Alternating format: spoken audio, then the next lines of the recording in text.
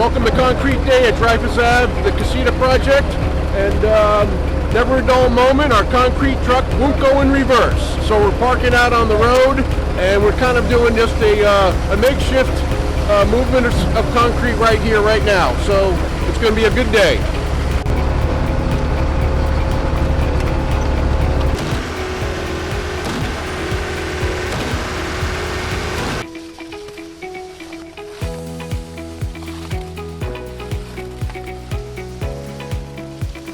Unfortunately, the cement truck couldn't back up. Something's going on haywire with its transmission, so we're pumping concrete from the street to the job site.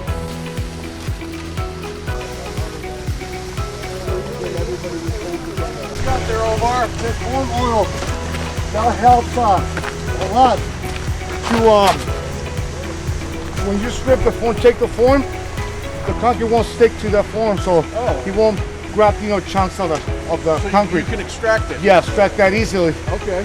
For the guys, because that form has to be stripped, removed, and place it, because it's going to be exposed in the driveway. You'll be able to see it.